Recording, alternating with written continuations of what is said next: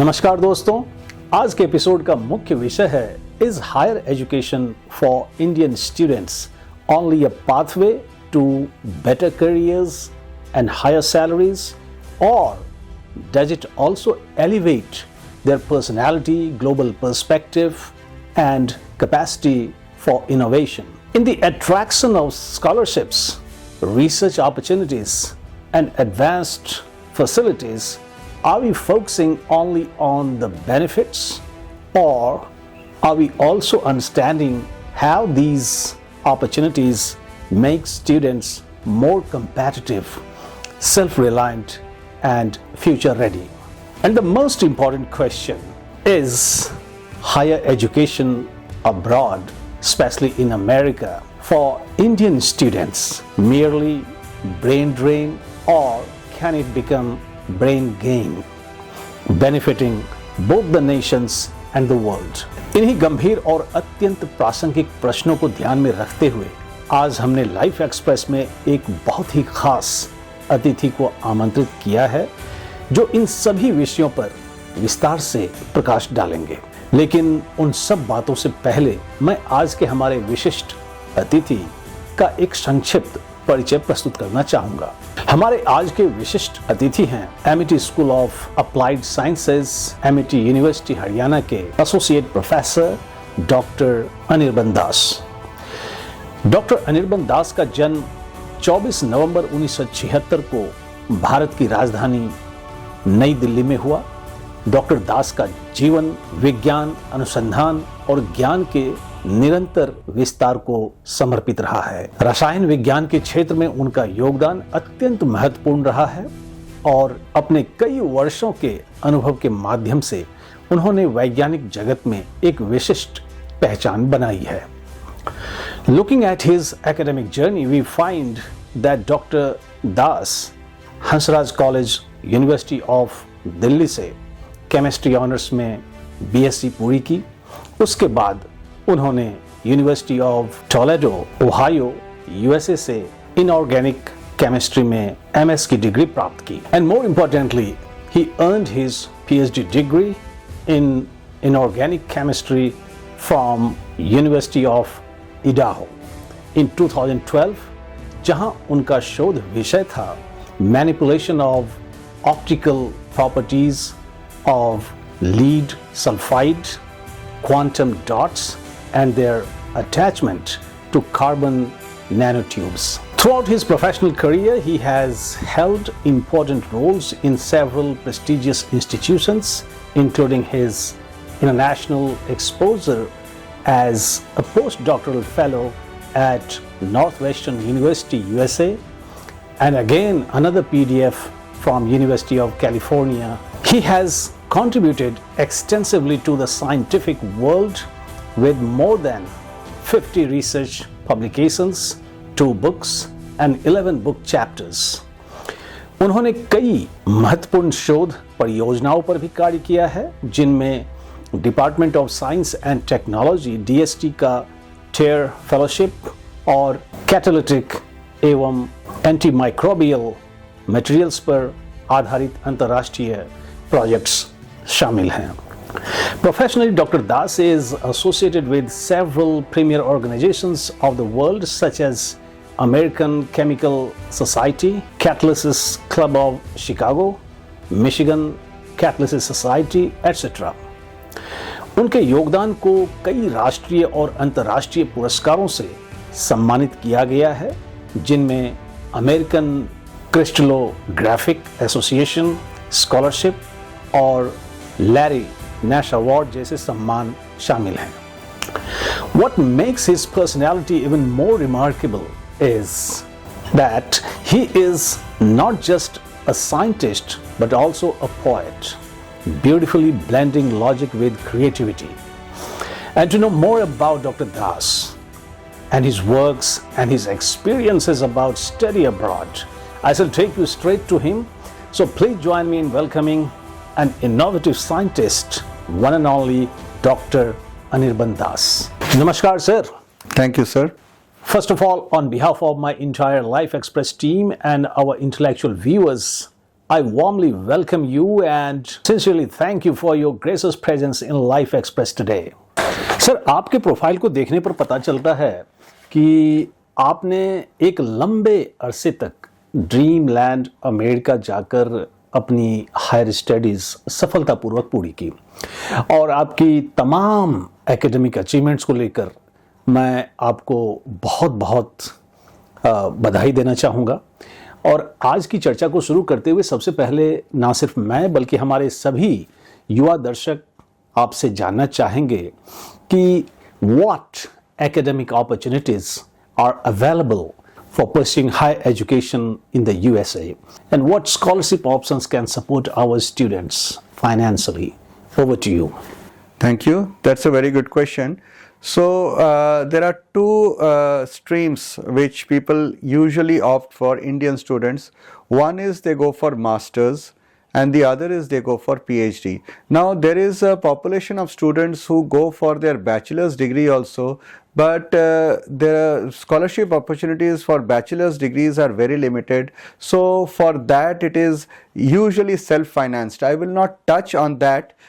For that you need to give SAT and TOEFL, but I will not touch on that. Let us discuss the masters and the PhD options. So people who usually do engineering, they opt for the master's option. So they will do a master's because job opportunities in the US and back in India after master's, if you do engineering, is quite sufficient. You need not pursue your PhD unless you really want to do it yourself. That's a personal choice.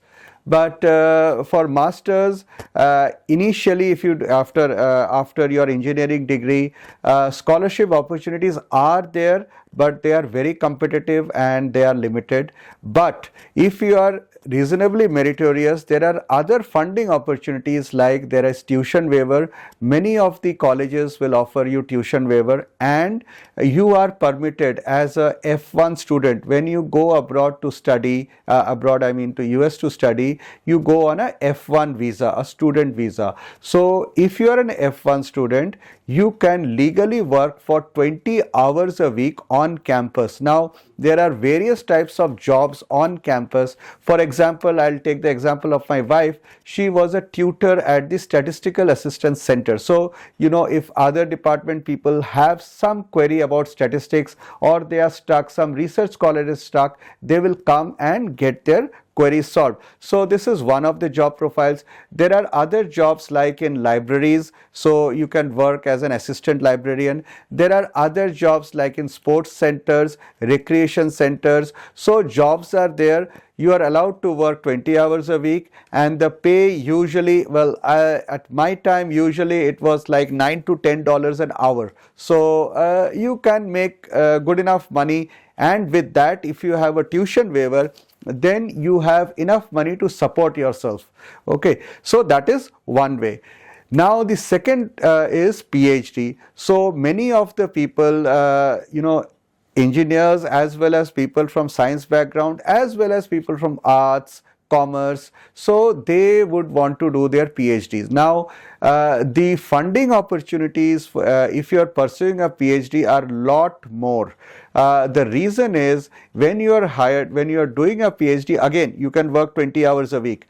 Now when you are doing a PhD, usually the department might want to hire you as a teaching assistant. So what is a teaching assistant? A teaching assistant or a TA is you assist the professor in teaching undergraduate students. Now in a standard university in the US, there are like 600 to 700 undergraduate students in any stream.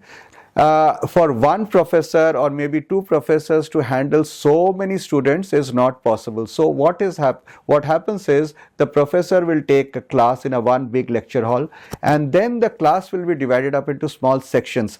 Each of the sections, one or more of the sections, may be assigned to a TA, a teaching assistant.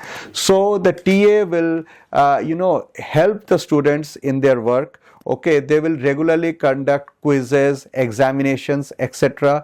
They will take the laboratories. Okay, for science streams, the TAs will take the laboratories. So for my entire tenure when I was a TA, I used to teach the laboratories. So then you get paid, one is you get a full tuition waiver with that. So all the teaching assistant positions usually come with a tuition waiver. So what do you mean by tuition waiver? That you do not have to pay the fees. So there are two types of fees. One is an in-state fee and one is an out-of-state fees. So when you are taken in as a teaching assistant, you are considered in-state, okay, because you are considered an employee of the university, so you are considered in-state. So your in-state fees is waived, you do not have to pay that, plus you get stipend that ranges from well, a monthly stipend, a typical monthly stipend for a PhD student is somewhere like $2,000 to $2,500 per month, which I think is quite reasonable. For tier B cities it is quite good, but if you are living in a city like New York, etc., still you can go by. So those are the typical opportunities that you have. There are some other opportunities too, but usually that is not applicable to Indian students. So if you can show financial like you come from a country where your currency is not valued that much, then sometimes you may be permitted to do an off-campus job. But usually Indian students do not get that because the Indian currency is reasonably strong, so you do not get that permission. But if you get an on-campus job, that should be enough, or if you get a TA, that is good enough. So I hope I answer your question enough, sir. बहुत अच्छा, it's so thoughtful of you. बहुत ही compact information जो कहते हैं वो आज मुझे लगता है कि निकल के आ रही है, और अमूमन ऐसा देखा नहीं जाता है. मैंने भी अपने जीवन में कई ऐसे काउंसलर से मिला, लेकिन इस तरह से मुझे नहीं लगता कि आज तक किसी ने हमारी काउंसलिंग की थी. Well, moving further, we would like to know which entrance and proficiency examinations are required for admission, and what strategies or resources are recommended for effective preparation for study abroad program, especially in USA. Okay, that again is a very good question. That's a very relevant question. So the primary exams, so I'm talking about the masters and the PhD. So if you want to pursue a masters or a PhD, the primary exams that need to be taken are the GRE, that is the Graduate Record Examination, and the TOEFL, Test of English as a Foreign Language. So there is one additional exam which is optional, which is called Advanced GRE, AGRE. So I will talk about the TOEFL first, Test of English as a Foreign Language. So what happens in TOEFL is it's a computerized exam. So for appearing in any of these exams, the three exams that I listed, the basic requisite is that you need a passport. So if you are planning to appear for the examinations, the first thing I would tell you is please get your passport made. Okay, once you have your passport, then you have to apply to, there is a website, ETS, Educational Testing Services. So you have to go to the ETS website, and then you apply for the TOEFL exam. It is always recommended that you take the TOEFL exam first before the GRE. The reason is that students from India have a reasonable English proficiency, and it will just give you a practice for the GRE. TOEFL is much simpler than GRE because TOEFL is taken by the students who want to pursue undergraduate studies also. So it is, the level of the exam is much lower than the GRE. So in the TOEFL you have to it's basically an English exam. If you have reasonable English proficiency, let us say till class 10th level, you should be able to easily do it. So the things that come in TOEFL are, there is an analytical writing section where you have to write essays.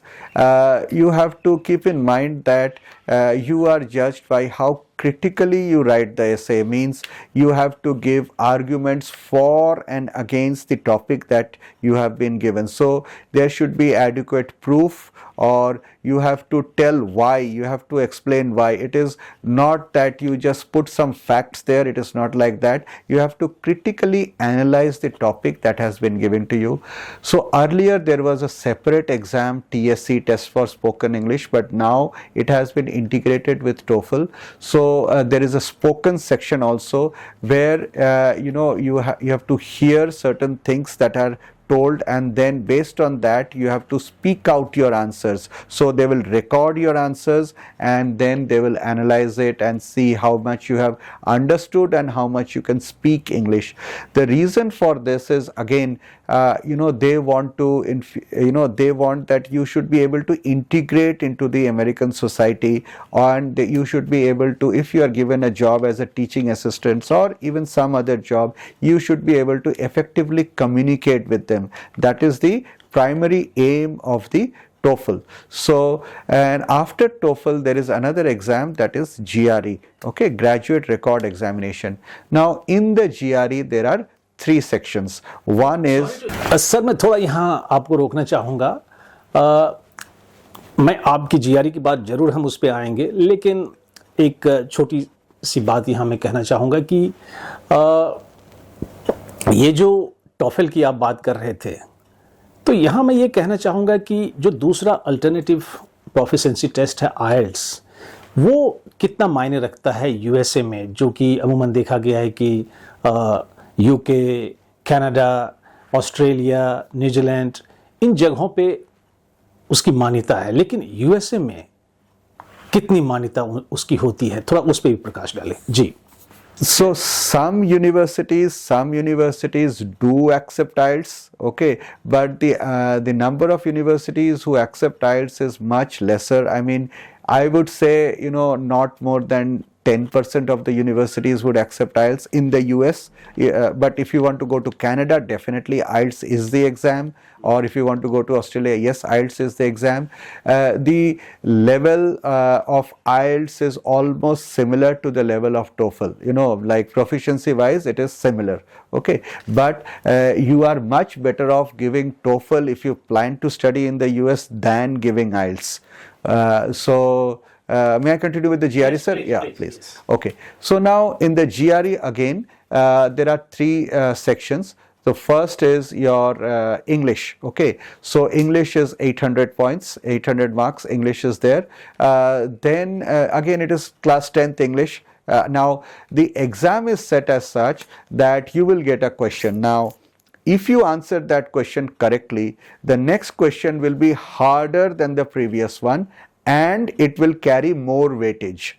But so it will take you up. So you answer first question, you will get the second question which is harder than the previous one, carries more weightage. Answer the second one correctly, get the third one which is again harder than the second one, carries more weightage. So, but if you answer one question incorrectly, then the next question will be easier than that, but it will carry less weightage. So that is how the exam is set up. So you should plan on, or you should try to answer as many questions correctly in the initial stages of the exam, so it you can get more points. Okay, so that is how the exam is set up. So again, so English is there, then the next level is maths. So you need not be like be afraid, because maths again is 10th class 10th level maths. So I'll tell you how to study for these exams in in the time to come. But maths is there, and the third portion is AW, that is analytical writing. So this is similar to what we discussed for TOEFL. Please remember that you will be judged on the criticality of your answer. So you have to be very critical. You have to, if you make a statement, you have to adequately justify the statement. Okay, so please make sure you do that. Try not to make any obvious grammatical mistakes. Okay, I mean, nobody is perfect, I understand that, but you have to try to do as best as you can. So then after, most of the universities, your TOEFL and GRE would be sufficient. But some of the universities, especially the Ivy League universities, they would prefer, and especially if you want a scholarship, they would prefer that you have a AGRE, advanced GRE. So the advanced GRE is subject specific. So like I took a AGRE for chemistry. So in my time it was paper based, and it was just taken once a year. Okay, so now I think the frequency has increased. It is, more multiple times in a year. This is held. So make sure if you plan to give AGRE, you plan ahead, because TOEFL and GRE you can give anytime when the slot is empty. Usually, within a month or two, you will get a slot. But the advanced GRE, it is specific dates. So please plan ahead. And the dates are announced, for the next 2-3 years or more. They are announced beforehand. So please plan accordingly. So I think people get a fair idea of what exams to clear. So now I'll come to the second part of the question. The second part of the question was how to prepare for these exams. So I would highly recommend students, even undergraduate students, people who want to study their, pursue their undergraduate studies abroad, as well as masters and PhD students, to go to an institute that is called USAFI. So this is not a private institute. The full form of USAFI is United States Education Foundation in India. So it is sort of a joint, a venture or collaboration between the Indian and the US government. So the USAFI is situated in Delhi. There is a center in Madras, I believe Chennai, there is one in Calcutta, and there is one in Bombay. So in Delhi, it is in Haley Road, next to Modern School Barakhamba. So I went there, personally I went there and studied there. I did not take any private coaching or anything, because I could not afford it, especially it was like private coaching is expensive. So USAFI is like, let us say, sort of a government organization. So it is behind the US ambassador's house where the official residence of the US ambassador. So behind his residence, this is situated. So USAFI in Delhi at Haley Road, it comprises of one library. So that library is stocked with all the books that you would need to prepare for your TOEFL, your GRE, even for your SAT, and some maybe for your advanced GRE. So apart from the books, there are computers that are loaded with mock exams. So even before you actually sit for your TOEFL, if you can practice TOEFL 5 times, 10 times. So the mock exams are loaded in those computers. So your GRE exams are loaded in those computers. Your TOEFL exams are loaded in those computers. So and there is one more very important facility is there. They have a counselor. And that counselor, in my time it was a she, I don't know it is a he or a she now. So that counselor will advise you on the various steps that are required, to, before the exam and after the exam. Okay, so before the exam you'll get guidance, there are periodic workshops. You can even have a one-to-one, if you have some serious questions, you can ask him or her.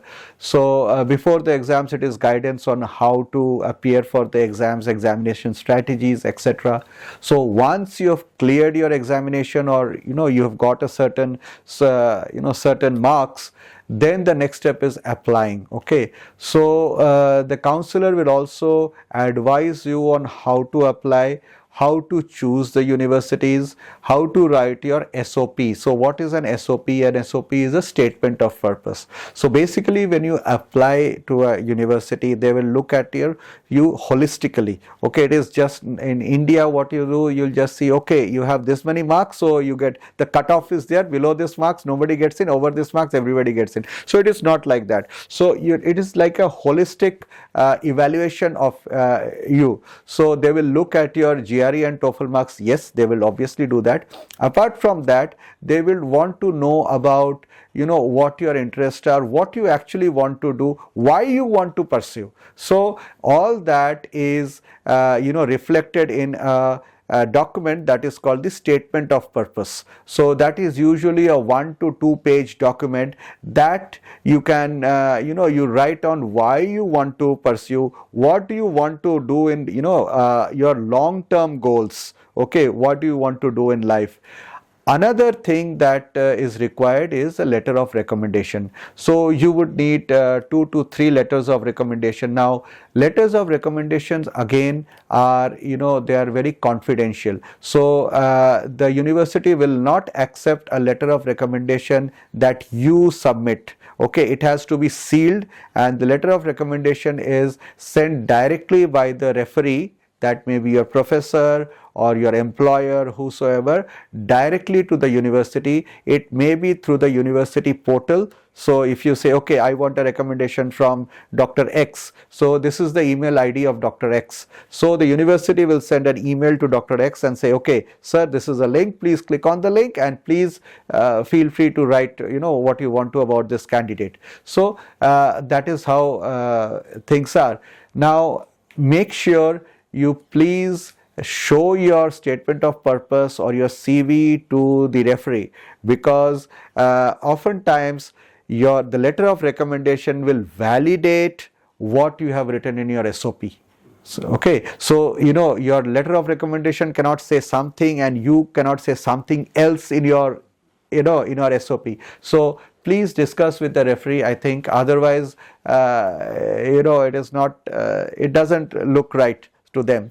So that is that. So I would highly recommend that please explore USEFI, okay, United States Education Foundation in India. You can go to the internet and, you know, you can find details about USEFI, and the main thing is that it is very inexpensive, like it is very cheap. So I remember when I was a student, when I was studying, so the yearly membership was 1200 rupees, and I believe now it is 3000 or 4000 for a year, and for the facilities that they provide, I think this is very reasonable. Okay, especially, you know, one more thing, to apply for your GRE and TOEFL, you the fees are, you know, close to like $200. So you have to be aware of that. So around $200 is needed. So around $400 to $500 is needed for you know, for appearing on these exams. And then application fees is separate. So the application fee can vary from somewhere like, you know, $30-40 to like $100. Okay, so yeah, so for each university you apply, there is separate application fees. So it is always advisable that you talk to somebody in the department, you give them your scores and, you know, your credentials, and you ask them to informally evaluate if you know, you are a good fit for the department. Okay, and if that is positive, then only go ahead. But otherwise, you know, if you know there is no vacancy in the department, or you are not a good fit for the department, and if you apply there, then you might end up just wasting your application fees. So I think I have and the books, you know, there are standard books, so Barron's is there. And so I would highly recommend what I did. So please buy a pocket dictionary, because, you know, the best way to, you know, if you sit and start studying, so, you know, people get bored. But, you know, if you carry a pocket dictionary, you're traveling in a bus or, you know, traveling somewhere, just open up a dictionary, learn 4 or 5 words, and then you'll remember that. So I mean, that is one of the you know, it is up to you what you want to do, but that is what I did. And please read. So, you know, you can improve your vocabulary or your English by reading, you know, so read good newspapers, okay, read magazines, good magazines, okay, so that is going to help you a lot for your analytics. बहुत अच्छा, लेकिन मैं चाहूँगा कि आप थोड़ा हमारे छात्रों के लिए, स्टूडेंट्स के लिए ये भी बताएं कि कौन सी ऐसी मतलब कोई ऐसे मैगजीन्स या न्यूज़पेपर्स, समाचार पत्र आप हमारे छात्रों को रेकमेंड करना चाहेंगे? कोई ऐसा है? आपकी नज़र में, तो जी थोड़ा उस पर प्रकाश डालें जी। Well, magazines like India Today and newspaper, definitely I would recommend Statesman, but I don't know if people get Statesman these days. The circulation is quite low. But India Today, Reader's Digest. Okay, Reader's Digest. Reader's Digest is a very good magazine. I mean, I used to subscribe to Reader's Digest.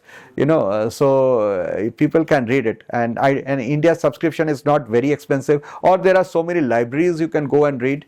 So I think Reader's Digest is a good magazine. Moving further here, we would like to know, what career prospects are available after completing higher education in the USA, and which government or non-government organizations can assist our students throughout this journey. Yes, over to you. So actually, again, that's a very pertinent question, because the purpose of education for most of us is getting a good job. Yeah, some of us do strive to become entrepreneurs. That's a different journey altogether. But so if you have completed a master's or a PhD from the US, you have 1 year of OPT. What is an OPT? Is optional practical training. So 1 year you can do a job on the same visa. So if you go on an F1 visa, you'll go on an F1 visa basically, and then on the F1 itself you can do 1 year of OPT.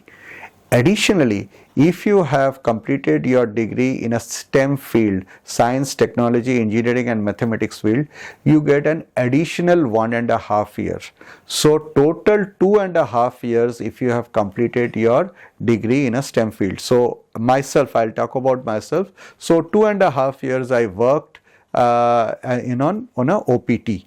Okay, for my wife too, 2.5 years she worked. She did her degree in statistics. So 2.5 years she worked on a OPT. Now the first year out of the 2.5 years may be voluntary work too. So many students, they are unable to find formal jobs. So what they do is, they opt for voluntary work. Okay, so it should be related to the field. So maybe you talk to a professor and say, sir or madam, I want to, do some research on this field, and you can do voluntary work without getting paid. But the next 1.5 years has to be a paid job. Okay, so 2.5 years you can continue. Another thing is 15,000 seats, 15,000 H1B quota is reserved for people who have completed their higher education, that is their master's or PhD from the US. So every year there is an H1B lottery. So the people who have completed their degree from the US, they are in a separate 15,000 quota. So that gives you a tremendously big advantage. That is another thing. Now even before that, and this is especially true from many people in the engineering field, there is something that is called the CPT, curricular practical training. So after you have completed 1 year of your studies, the second year you can actually do an internship in an organization outside the university, and you can do it on a CPT, curricular practical training, and you can actually get paid for that. Okay, so if you are meritorious, there is no bounds to what you can do. You are evaluated solely by the merit in the US. Okay, that is, they will see how much capable you are, and there are lots of jobs for the right candidate. So the future is good, it is bright. Well, very thoughtful of you. And moving further, as I can see here in your profile, your research work and publications have made significant contributions to the scientific community. Which areas do you see as having the most potential for future research and innovation? Yeah, so what I think is definitely the STEM field, science, technology, engineering, mathematics, they have a lot of potential. I'm not saying the other fields do not have, but that is what I am close to. So they have a lot of potential, and they are given a lot of emphasis in the US especially for research. Now one more area which has a lot of potential is psychology. So I mean, it is my personal belief. So everything in this world is psychology. Like we are going to buy maybe chips, okay? So when we see an ad for the chips, it hardly says anything about the chips, it says 10 other things, but end of the day you end up buying the chips, okay? So what is it? It is basically psychology. What I feel is, like Einstein said, E is equal to mc square. So there is a relation between mass and energy. So what is energy? Something which you can feel, you cannot touch. And what is mass? Something which you can feel. So similarly, it is between psychology and money, okay? So psychologically you are what should I say, enticed to spend the money. So you're converting your feelings into something tangible. So anyway, so psychology is one field that has lot of potential in the US. So I remember when I was doing my master's, my stipend was $2,100, whereas a student who was doing psychology, her stipend was I think $2,600 or $2,700. So psychology is a field that is very highly paid in the US. Okay, then fields like I mean, even though I have not touched on this, and the ways, if you are a doctor, you are very highly paid in the US. So again, you can be a doctor after you do your bachelor's degree. Like in India, after 12th you do MBBS. It is not like that in the US. You can do your bachelor's in some field. Even if you do your bachelor's in let's say history or something, you can take the requisite number of biology courses and still become a doctor. So that path is here. It is a very open-ended system. Okay, so you are not excluded from pursuing any career or career of your choice just because you have not done something earlier. So you can always take the requisite number of courses and pursue your career. So these days, obviously, artificial intelligence, etc., they are also gaining some traction. But if you are good at something, anything you do, you can be successful. That is true in the US, that is true in India, that is true everywhere. For today's youth who aspire to build a career in science and research, what message or guidance would you like to share? So I think the message is quite simple. Just follow your heart. I mean, you can see some prime examples. One is Sushant Singh Rajput. Okay, he got selected into Delhi College of Engineering, where many people could not. Okay, but then he became a successful actor. So that is what was in his heart. So I would say, please follow what is there in your heart, because then only you can do justice to yourself, your inner self, your conscience, and you will be successful. So whatever you do, if you do it with your heart, you will be successful. I mean, no profession is big or no profession is small.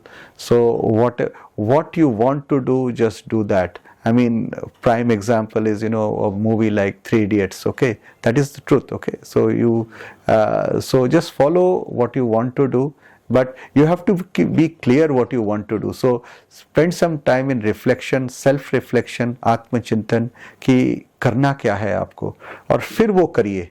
Okay, just don't do something just because somebody else is doing it. Well, as the objective of this academic channel is to spread peace and progress in society, I request you to forward a message of peace to society so that we could create a better world for a better tomorrow.